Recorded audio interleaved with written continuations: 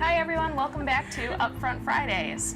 Our guests today are Sierra Dean, who is the coach of Central High School's dance team, and co-captain Elizabeth Dubois, who is also the person that's usually behind the camera. So today's the first day in front of the camera. We're really excited to have her here. Thank you so much, Elizabeth. Of course. And it's a really special day for Elizabeth. Today's her 18th birthday.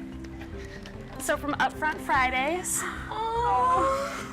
And thank you so much for all of your service, Elizabeth. You've been a fantastic behind-the-scenes woman. It is an honor. I loved having the show, and thank you so much for having us. Yeah, thanks for coming. So let's talk about the dance team. Yes. First of all, what is a dance team? A dance team is a program at a high school where they go and perform at the halftime shows of football games and basketball games. Okay. And sometimes we go to competition, depending on the year. A competition. Yes. We'll get to competition then in a minute. So how long have you guys had a dance team at Central?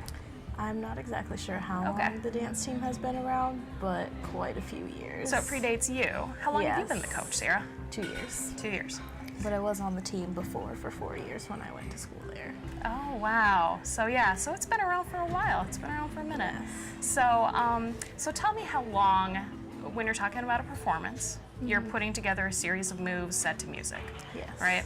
So how long does it take to build a whole program like that? How long does it take to make a halftime happen?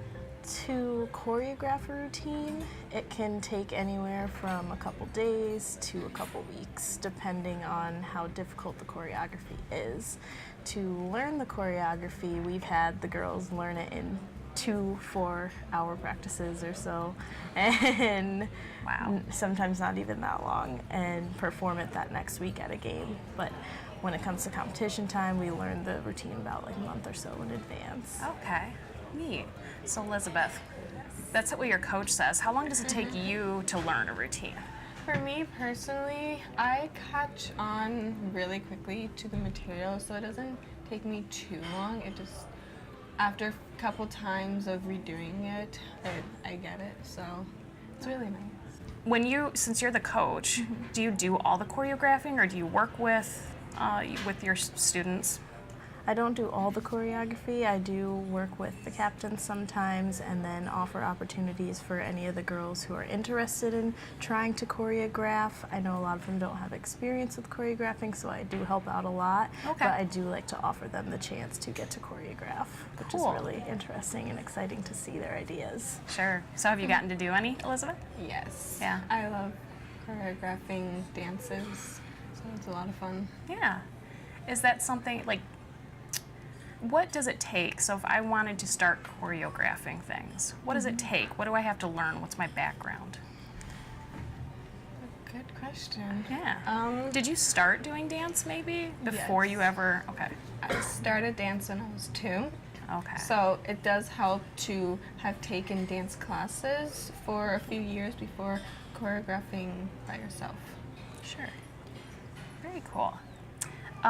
So I'm going to ask you guys the basic question. What do you enjoy best about dance?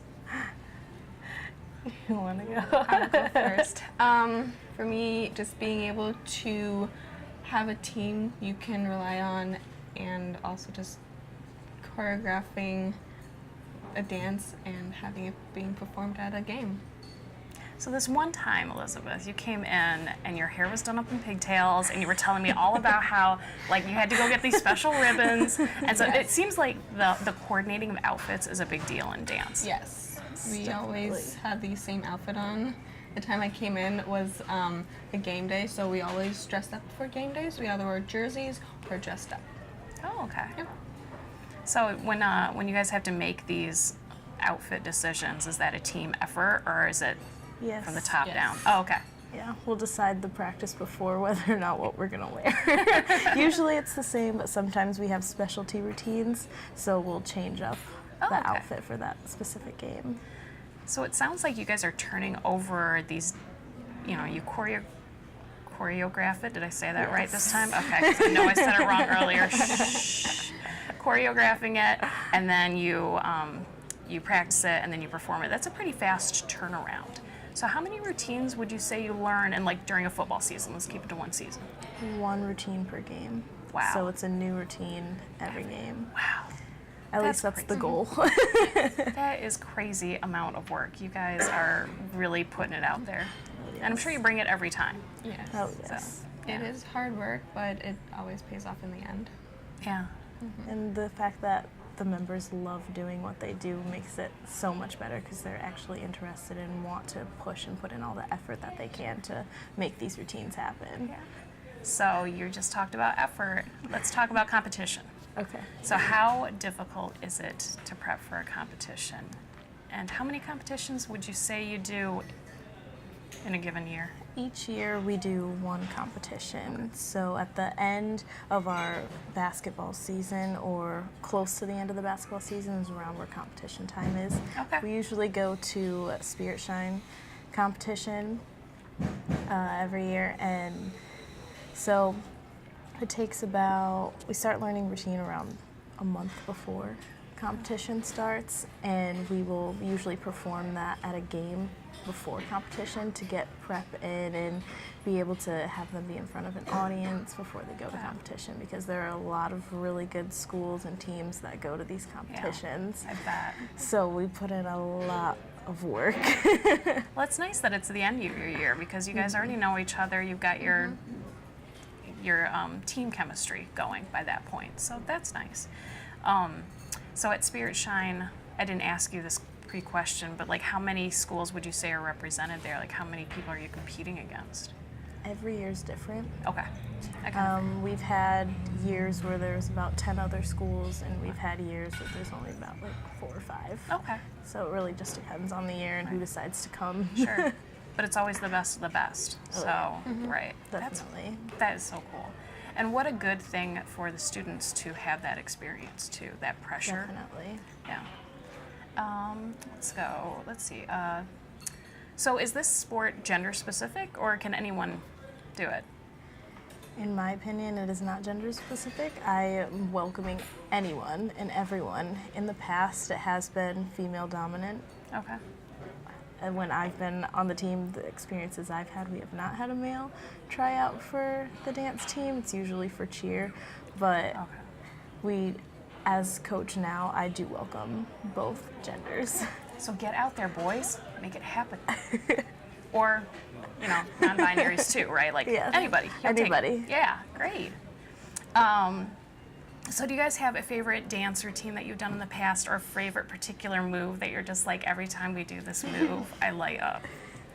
Well, my favorite dance is hip hop, Okay. but my favorite move, oh my gosh, there's so many. I cannot, I would have to think about that for a while because Maybe picking it as like your favorite flavor popcorn. Like, how am I gonna choose? Exactly. It depends on the mood, right? Depends on the style of the routine, depending on what kind of, whether it's jazz, kickline, hip hop, depending. And then I think there's specific moves within there that we like to lean towards a little bit. So I think that's one thing that maybe I didn't ask or ask enough about is how many different styles of dance would you say you put into a routine, or do you sort of choose like hip hop for this dance, jazz for this dance? We usually choose. Okay. Sometimes we will do multiple styles in one, where we'll have a segment that is hip hop and then into a kick line, or jazz into a kick line. Okay. So it just really depends on what the girls are interested in doing for that specific game. Sure. What else can I ask you here? Hold on. Oh, so you've been coaching for 2 years. Yes. Would you say this is your favorite team? I'm putting you on the spot. No. I mean, it is the only team I've coached, so. So these are all the same people. Yes. For the last 2. That's really special. Oh, you're really gonna miss Elizabeth then, I know. yeah, because you are graduating this year. You're out. I am. You are totally getting rid of us. But of course, I will come back and visit. I'm always gonna talk to her. So So in schools, dance teams, sports in general, the arts, usually are the first thing on the chopping block when people start looking at budgets. How important do you think it is, the two of you think it is, to continue to have these types of programs in schools? Very important. From my experiences with being on a team, it has offered me an outlet for school, and with what I've learned is that having some kind of arts and extracurricular activity really gives you that outlet from just not sitting at home studying all the time and being able to express yourself in different ways. I think it's very important, especially physical activity too is a big thing. And if you're not into sports, come to dance because we're not, at most high schools, dance isn't a sport. Okay. But at Central, they offer, you can earn a varsity letter from being Dang. on our team. So, Let's make it happen. yeah. Yeah. What about you, Elizabeth? What do you think about, how has been your experience? What have you walked away from it learning? Just from what I will walk away is being able to be comfortable with working with groups, and sometimes, like, not just me, but a lot of students, they feel pressured in school, but the dance team, or really any team, kind of let yourself be free and be yourself, which is really nice. Yeah, you guys don't get a lot of those outlets today. It's all about conformity, making sure you test to a standard. But this is something where you can be creative and expressive. You can be Yes. leaders. I mean, there's so much here that you guys are doing, and it's fantastic work. I'm starting to choke up about it. So thank you so much, Sierra Dean and Elizabeth Dubow, for coming today from Central's dance team. And we'd love to have you back anytime. So thank you so much for coming. Thank you you for having us. And happy birthday, Elizabeth! Thank you. Yay.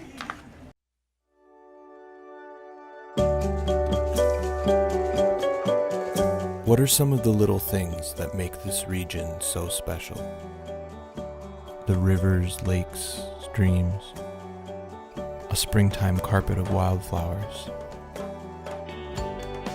a sunset at the big lake, the way that snow seems to defy gravity, the creatures in the forest,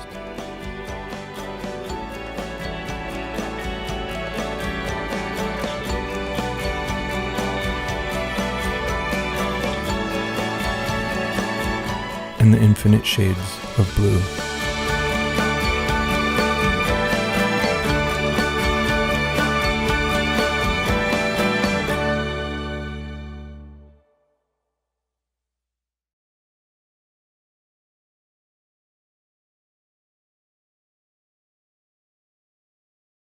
Welcome back to Upfront Fridays. I have with me Lauren Huchek and Ellie Sambroni from the Freshwater Science and Sustainability Program at Western Michigan University.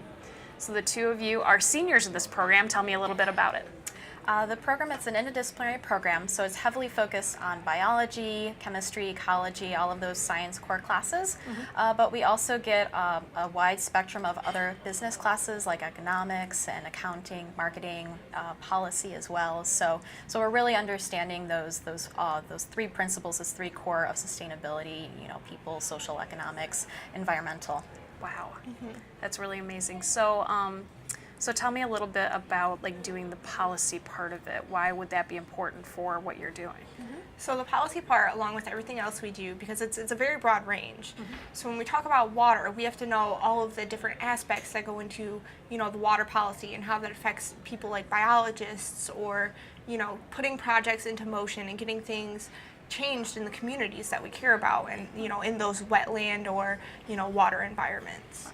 That's really interesting. So you guys are coming out ready to work. Like you're Yes. ready to get jobs in the field and make things happen. Unless you're us, or, you know, I have a job in the field right now. So. Oh wow, really? So what do you do in your off time when you're not being a student? What's your what's your job? I guess I should say. I didn't mean to make that so open-ended. But what do you do as a job then? What are you doing in the field?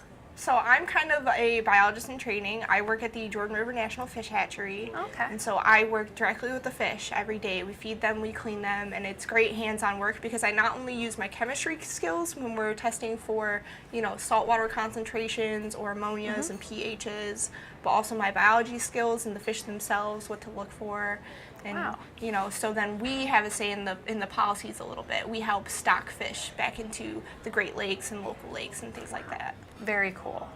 That is really amazing. So do you have something similar that you're doing, or are you really student focused right now? I am split between student focused, and I also work in marketing. I'm an account manager for One Up Web right here in Oh, town. So definitely developing my the communications aspect and the marketing side of the program. Wow, that's really amazing. And I think I would say like this program probably developed more recently, right? Like within the last 20 years or so, with the idea that sustainability is so important. And since we live so close to the best bodies of fresh water in the world, you guys are doing amazing work, and I'm just so excited that you're doing this. So one of the things that you're doing as seniors is you are doing a class project for a specific class. So tell us about that project. So the class is called Water Humanities and the Community. It's a brand new course that WMU is just offering. So we're the first students to actually take this Wow. course. Guinea pigs. We are a little bit. So the class is focused on finding those intersections between science and the humanities. So as part of our class project, we have to put on a community event, and we thought, what better to do than to bring people, organizations in that are doing really great collaborative projects that involve science and the humanities, and really celebrate and highlight what they're doing for stewardship for the Great Lakes. Cool. So the program is called Art and the Spirit of the Great Lakes. Yes. Great. And that's on Friday, March 23rd from 3 to 5 p.m. Yep, right Okay. here at Horizon Books. Horizon Books. So you guys, so you just mentioned that you are bringing together other organizations. Who all are you bringing together? So we have 4 confirmed panelists right now, maybe a couple more coming, but we have Dave Dempsey, who is a senior policy advisor for Flow, Yep. Stephanie Mills, who is a great, wonderful author. We are so excited that fantastic. she's going to be here. We also have Joe Vandermeulen from Nature Change, and then our keynote speaker is going to be Glenn Wolfe. Wow, you guys have Yes. quite the lineup here. We do. That is amazing work. So in your panel discussion, what do you expect to ask your guests, your panel about? So we really want to talk about, some of the projects that they have done either currently or in the past, things highlight different program work that they've done. But I'd also really love to have our audience come with a little bit of inspiration. People who are in communications, visual arts, musicians, artists, maybe who didn't realize that they can take those crafts and talents and be stewards and advocates for the Great Lakes. So really just inspiring more of those collaborative works. Great. You guys are really about the interdisciplinariness, right? Yes. It's permeating your programs. It's something that you practice in real life, and now it's going to be in this program too. So you mentioned to me off camera that you do have music and dancers coming. Yes, from the Little Band of Ottawa Indians, correct? Yep, Grand Traverse Band of Chippewa and Ottawa Indians, so we'll have some dancers from them, which will be really great. Cool. We're excited that they'll be represented as part of our program, and then Robin Lee Berry is going to be providing live music as well. Great. And who knows, Glenn Wolfe may decide to sing for us. He's so good. Yeah, that sounds like a whole bunches of fun. Like I can't wait. So I have to get the time off, but I will be there. Well, and Excellent. then wonderful food from Horizon Books, of course. Of course. So, so you told us a little bit about how it's going to be laid out. So you've got a panel. You expect the guests, the people coming to the event, to contribute to that. What do you expect to have come out of it? What do you expect people to walk away going, oh, that's how I'm going to implement this in my life? I think we just want to open people's minds to, science has arts, incorporated with it. You can't just have one without the other. And I think that people typically keep them very disconnected. So we want to find more ways to inspire people to advocate and take what they believe in and how they can help and their own individual talents and push things along. Okay. So it sounds like you guys are setting yourselves up for like a think tank type thing. Yes. You expect people to talk amongst themselves and build on this program, that it's not going to stop here. Even though this is a class project, do you foresee yourselves in the future doing similar programs? I would really love to. I had a lot of panelists who wanted to be a part of it. With spring break being this week, a lot of people were going to be out of town, but they all said, they really were interested and they would love to come back for another thing, another event like this. So maybe we'll continue to have that, to keep that going. But we really want to encourage people, come to this event because it'll Yes. never be like this again. That's It'll right. be yeah. See, and with every event, it's always going to be different. There's going to be different speakers. There's going to be different main points that we try to get across. Like I said, for us, we're doing arts and sciences. But in the future, you know, who knows? Maybe we'll do more sustainability. We'll incorporate children. It could go any way, and that's just what's so great about our program is that we're so interdisciplinary that we can reach out to a broad variety of people and, you know, inspire them to do great things. That is so cool. And you guys have brought together, like, these are big names in the field. That is really impressive. So well done. Thank you. And let's do it one more time. So that's Friday, March 23rd. Correct. 3 to 5 p.m. At Horizon Books on Front Street in Traverse City. And it's Art in the Spirit of the Great Lakes. Yes. Anything else you guys want to add? Just a big thank you for Horizon Books for hosting this event. We're so excited to have it right here in the heart of Traverse City. And we really encourage all of you to come, please. Yeah, let's pack the room because Yes. this is important. Yes. So, Come with all your great lot- questions, critical thinking. Yeah. It'll be a good conversation. Yeah. Thank you so much for coming Thank you so today, much, guys. Amy. Really appreciate it. Thank you. Up North TV Channel 189 is your connection to community events and ideas you won't find anywhere else.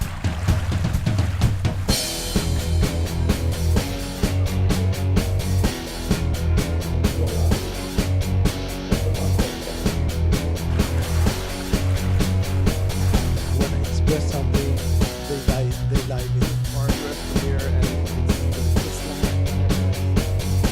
It's so important to learn those laws.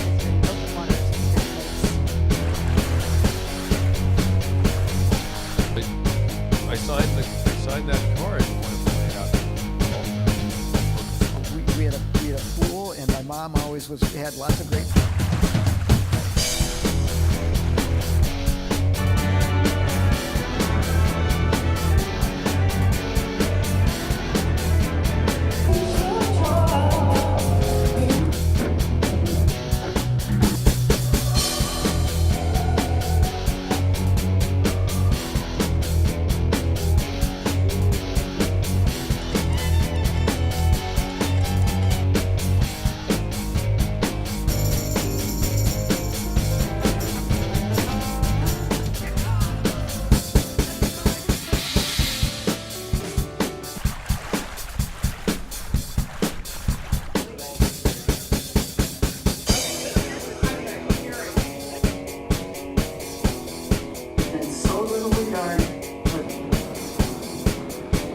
Up North TV, your community connection in Northern Michigan.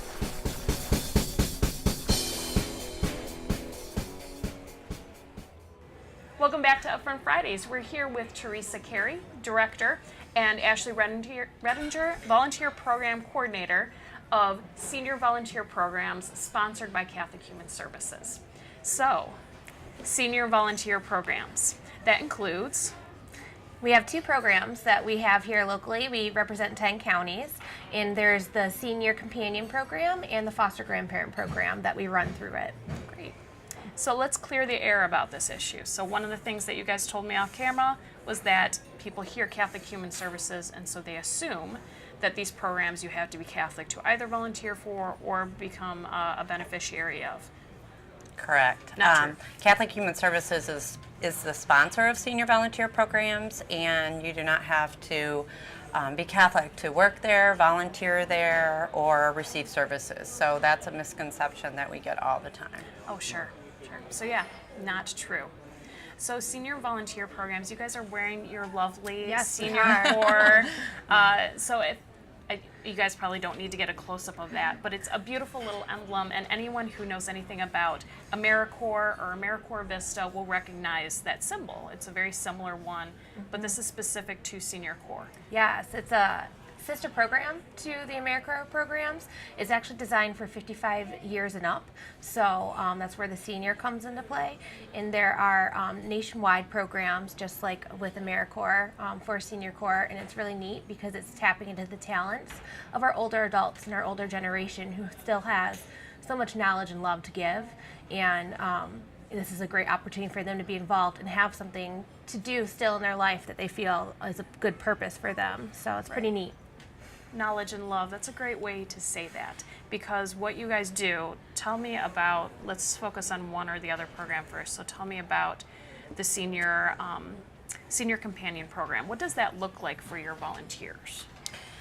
So the Senior Companion Program is basically, we have senior volunteers that are 55 years of age or older, and they're living on a limited income. So in exchange for their service, they give 15 to 20 hours a week. And in exchange for that, they get a tax-free, a small stipend, and they get mileage and meal reimbursement. So the number one question we're always asked is, well, it's not a volunteer program if you pay people, and why do you pay people? But because of the fact that they meet this low income threshold, we're able to give them a small reimbursement. And with that, they're able to, put gas in their car and propane in their tank and buy their prescriptions, or, really meet their daily living needs. They're not going out with that reimbursement, going on vacations or buying luxury items. So in our program, we're not only helping the community, but we're helping the volunteer as well. And with the Senior Companion Program, they're helping other seniors in the community. 99% of our volunteers are helping with transportation, getting them out into the community, helping them grocery shop, taking them to doctor's appointments, getting their hair done, different things like that. And it's really great too, because they're a weekly visitor. With that 15 to 20 hours, like Teresa mentioned, they're visiting the same people every week. So that person can count on that. So if they need a doctor appointment, they know what day to make it, because they can rely on that volunteer to be there on that day at that time. So it really helps them plan ahead and helps them stay independent in their homes longer. That's beautiful. And I'm sure you guys are seeing a real strain on the need for this service right now, because that population is not shrinking, especially locally. Yes, Right. yes, So- definitely. Wow. You guys are probably doing it. How many volunteers do you have right now, would you say? So right now we have around 53 volunteers. It changes through time. We have someone who actually, he's 90 and he just retired from volunteering. So at times we have volunteers that we've had one with us for 27 years for the longest, and she retired around 89 years old. And so it goes up and down. People usually stick with the program because it means so much to them, and we become a new network, a new family with each other. And so many stay with us for years. And so at times, some of our volunteers that have been with us for many years come to a point where they're like, this is getting a little harder for me to do, or maybe I want to focus on some of these other things as my life is getting much more in the elder years. And so we're always recruiting with that, because it's an up and down. And so currently, of course, we're recruiting for seniors that want to be involved in our programs to volunteer. Great. So if someone wants to get involved, how do they do it? Who do they contact? We have a 1-800 number out in all of our 10 counties. We ask that people contact our office or talk to a current volunteer we have. And we have a process that they go through as far as application, background check, and then we provide a 40-hour orientation training. Great. So yeah. Your Facebook page too is so precious. Like the photos you guys put up there, it's like really, here we go. That's Ashley's baby. That's why we stay with the job too. It's great that you're able to see that and kind of feel how we feel doing this job. Yeah. There's a lot of great moments, and we really care a lot about those that we serve, and so do the volunteers. And so to watch them in the process is just so amazing to be a part of that, and you're very lucky to see these programs be in existence. The Senior Companion Program has been around for over 40 years nationwide. And then we have a foster grandparent program as well, and that one's been around for over 50 years nationwide. Wow. So they're definitely programs that have been giving to the nation of the U.S. for quite some time, and it's really neat to see that happen. Tell me about the foster grandparents. So what does that look like for your volunteers? Because you already explained the senior companion. So right, and all of the requirements for senior companion and foster grandparent are the same as far as the volunteers. It's just what they do in the community that's different. So our foster grandparents are paired in the community with children, but they're actually placed at sites. So they're either giving, mentoring at Head Start Center, school, Boys and Girls Club, Women's Resource Center, anywhere that a child would benefit from the either one-on-one or group, attention from a grandparent figure. So That's great, because then you're putting these kids in situations where they already feel safe, so they're more likely to open up. Yes, Exactly. definitely. Yeah. It's really neat to watch that too. And we hear from the teachers who respond to us about where the child is excelling and what has happened throughout the year with the child that they're helping. They might be in a whole classroom, like Teresa said, or small groups or one-on-one, and just to help that child as well as with their academics, but also with their self-esteem. They're a consistent role model in their life, which they might not have at home. A lot of our children come from different backgrounds and different home lives, and so having our volunteer there is supposed to be a nice role model for them, someone they can get to know, feel comfortable with, and form a relationship with. So it's pretty good. Okay, so I'm going to ask you one last question then. So you told us how volunteers can get involved, but let's say you know somebody, a neighbor or a friend that maybe you visit, a senior that you visit, and you go, dang, this person needs a little more help than I'm able to provide. How can those people get referred to your program?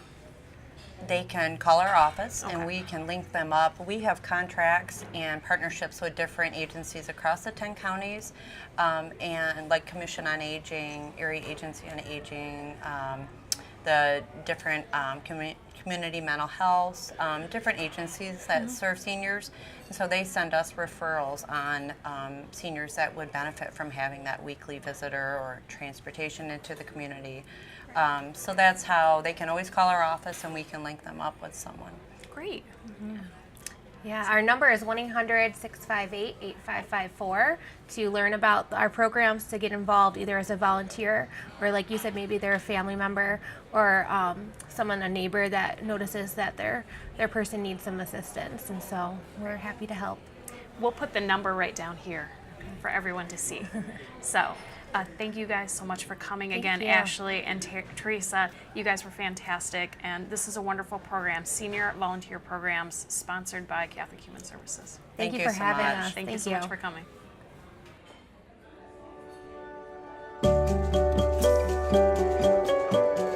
What are some of the little things that make this region so special? The rivers, lakes, streams, a springtime carpet of wildflowers, a sunset at the big lake, the way that snow seems to defy gravity, the creatures in the forest,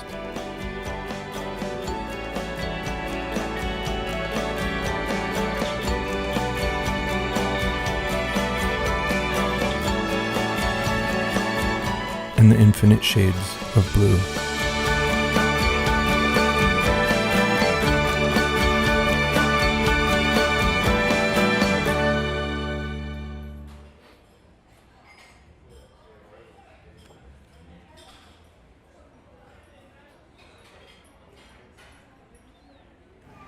Welcome back to Upfront Fridays, the March edition. This is Connie Winsiger and Mindy Buell. Connie and Mindy from Michael's Place, which is, what is Michael's Place? Let me ask you. Well, Michael's Place is a nonprofit organization, and we work with grieving children, teens, and families, and really anyone in the community who's grieving the death of a loved one. So that might be a school or a workplace as well. Mindy, you said you've been around since the beginning, I have. which is about how long? Well, it'll be 17 years this year. That's Right. amazing. Right, it's hard to believe.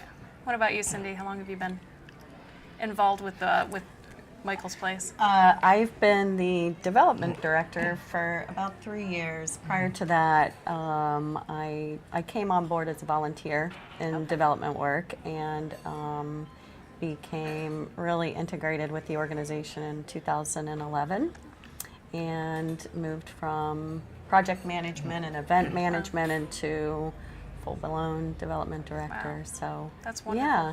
I was telling you guys off camera that I would say I really became aware of Michael's Place in probably the last 3 years or so. So the work you guys are doing on your development and your marketing and all of that, it's making a huge difference because I I didn't know. That's great to thank hear. you. Yeah. That's Well, great to hear. I will say that for those who don't know about Michael's Place, it's kind of a strange thing to say, but it's a good thing because it means that you haven't necessarily needed Michael's Place. So when you find out about it, it means that hopefully a life has been touched positively by the work that we do in our organization and in the community. So, so you reach out to individuals, but you said you also do work in the schools. Right. Could you tell us a little bit about that work?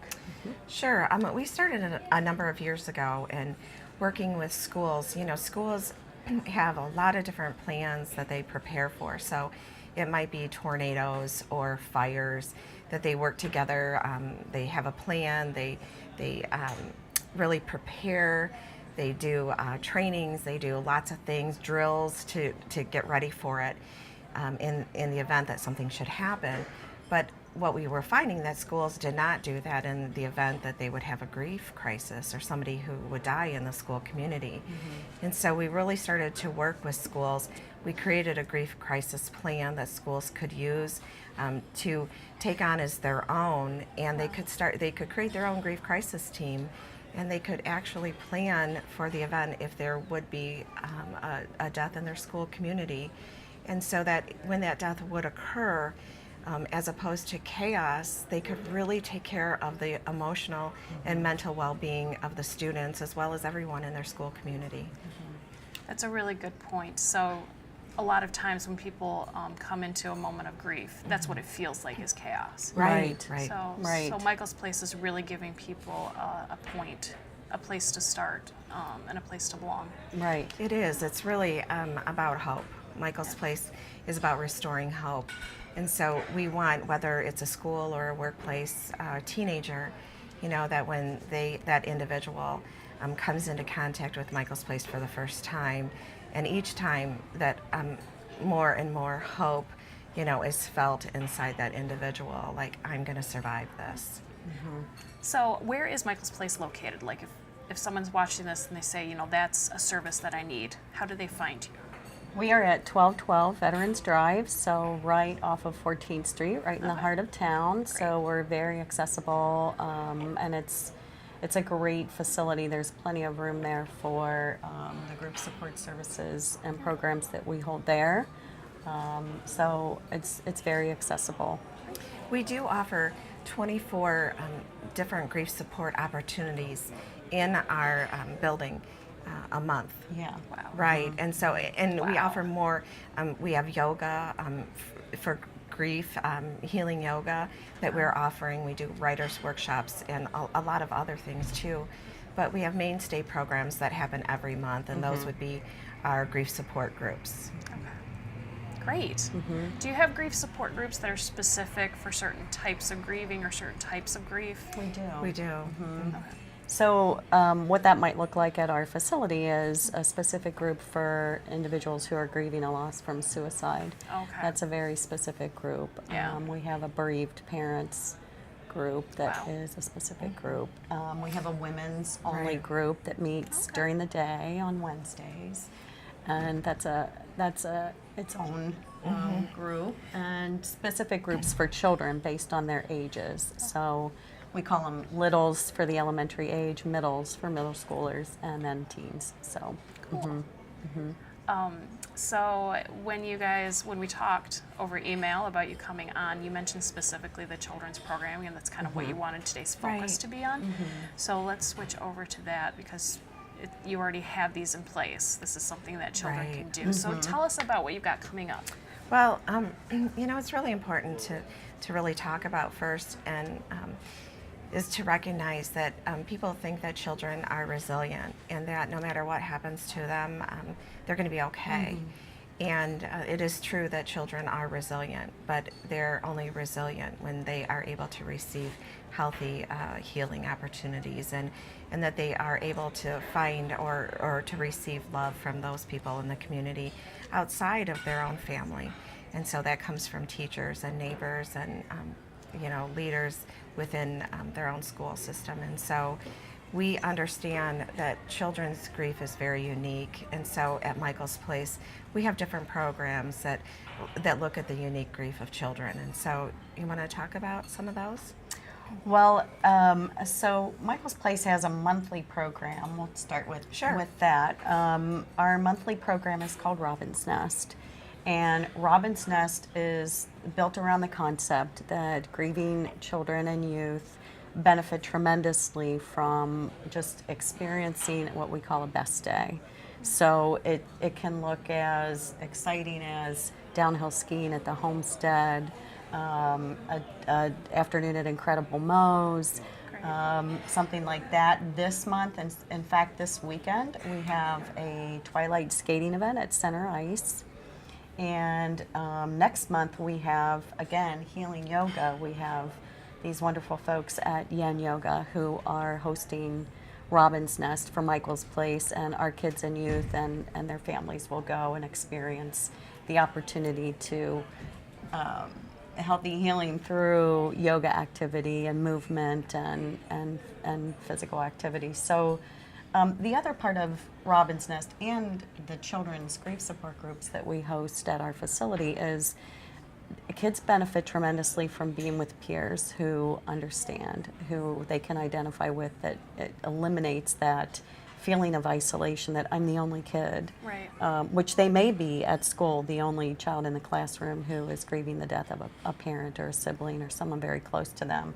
But at Michael's Place, they're with a whole group of kids who all identify with each other, and so that isolation that breaks down, and these families really can connect and bond and help each other through it. So it's a beautiful thing. It really is. We recently had a teenager who I was talking with, and he said, you know, after school I meet with my friends and we might be playing the PS4, and you know, we're all together in a room, and this is what we did, you know, before my sister died. And we're in there and everybody's in, you know, we've got pizza and we're all having fun and everybody's laughing. And I am looking around and saying, I just don't know who I am anymore. I don't fit in. I don't really belong. And yes, I used to really enjoy doing this and I still love my friends, but I just am not the same me. And so that's why we offer programs like Robin's Nest, because that same individual can go downhill skiing with other people his own age who are also grieving, and all of a sudden that's where he feels like he belongs. Mm-hmm. Right. Oh, that's really lovely. We also, if we want to touch on the school support for kids. Sure. Do you want to tell them about that program? Sure, about the in-school support. Okay. Yeah, so we recognize that not everyone can get to Michael's Place. Not everyone can come to our support groups that are on site in our healing center. And so we offer in-school support groups really around the region at different schools. And so we have them in various elementary schools as well as some middle schools.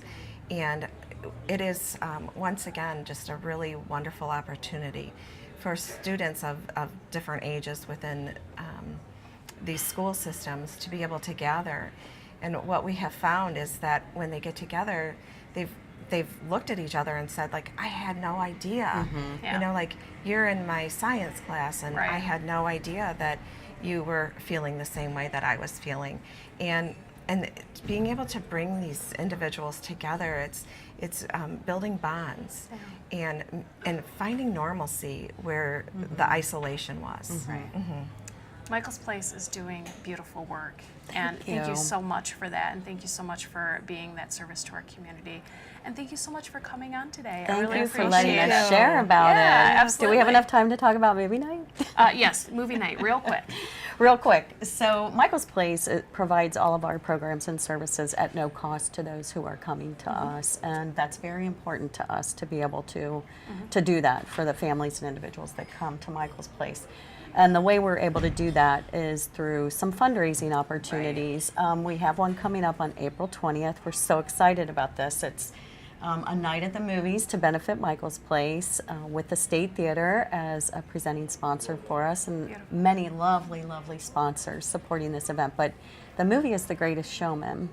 So I haven't Right? seen Right. it yet. So excited. But the other part of this is we're going to have a little pre-show event with some very talented local youth performing the track This Is Me before the event. So very close to sort of the Michael's Place heart of things. So come out and see us at the State Theater on April 20th. April 20th. April 20th. Be there. Yes, please do. And support Michael's Place. Yeah, Thank you so much, you. Connie and Thank Mindy. you. You guys were fantastic. Thank you. Thanks for having us. Yeah. We appreciate it.